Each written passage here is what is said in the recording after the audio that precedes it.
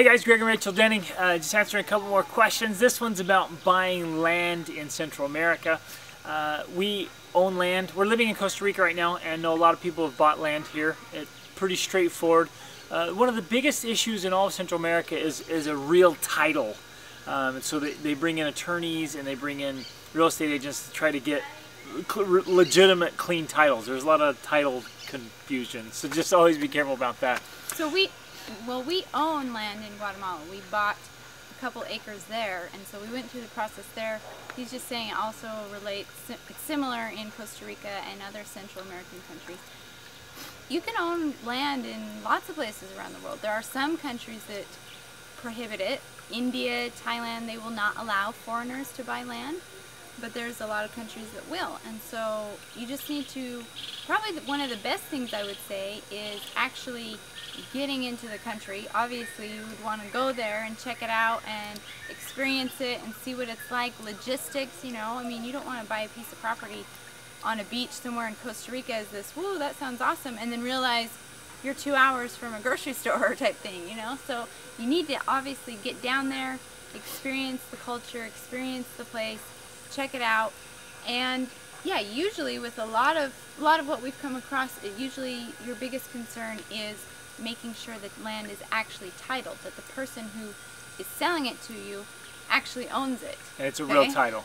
Which, I mean, it's not a huge deal, but I've heard it happen, so just, you got to be careful.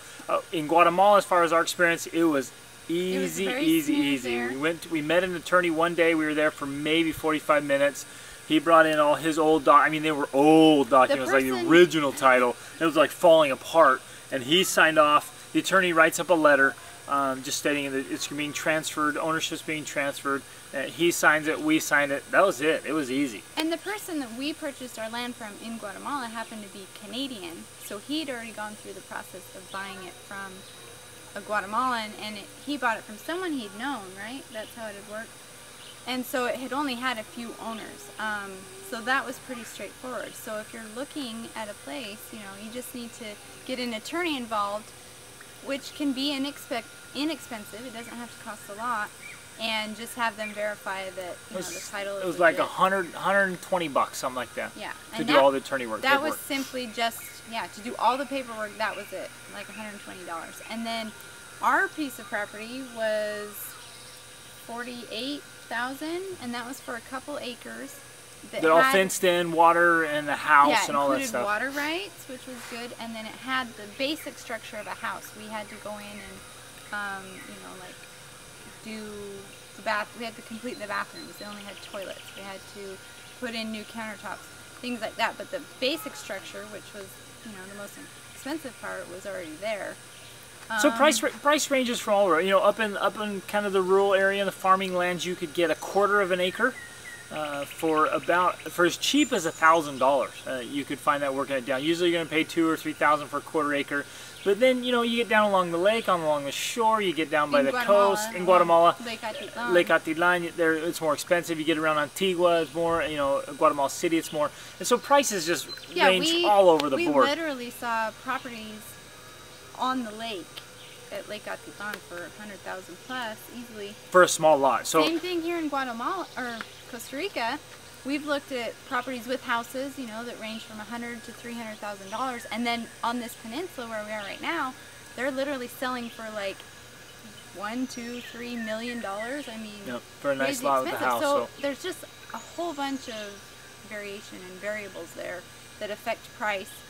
And you really just have to get down to where you're thinking of buying land and look around and do your homework. You know, it requires a lot of homework. So. But I guess one thing we'll say is prices fluctuate dramatically from one guy who thinks, hey, there's a foreigner coming in, I can charge a fortune, to a simple farmer who says, no, I just need some money and I'll tell this. So whether or not there's a realtor involved in their prices, I mean, it's not the standard commission. They'll jack it up however much they can. So I mean, there's all across the board. Our best bet, we've dealt with a lot of people finding out about prices and land and all that stuff, and if you get in there, you meet the local farmers.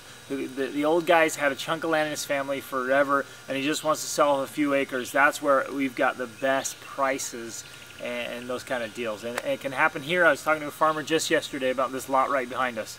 and it's just gorgeous here. And those prices start coming down. You get to know them, you get friends, you say, I want to buy a bit of it, and it works well. So is it worth it?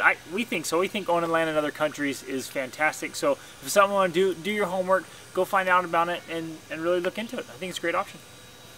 Just a quick thought about doing like an eco homestead. I mean, these climates, especially in Central America, are so beneficial to growing almost year-round. I mean, there's so much you can do here, and it's so fertile, and there's a lot of water, and I mean, things just grow. I mean, literally, these guys cut off sticks off a tree, stick it in the ground, and it grows. I mean, it's just amazing. So as far as getting, you know, all kinds of permaculture growing and throughout the whole year and multiple crops, it's great. Yeah, Guatemala literally has at least 3 harvests a year. You know, they are Easy. growing year-round and harvesting 3 times. I mean, it's just so abundant. And the elevation changes. I mean, we're closer to the equator down here, but the benefit is you can go higher for a little cooler climates. And so where our place is in Guatemala, it's about 7,500 feet above sea level, and we can literally grow oranges and apples on the same property. And it's pretty awesome. So you go down another 1,000 feet, you can get some bananas. So you just kind of can pick where you want to be in elevation and climate. It's pretty awesome.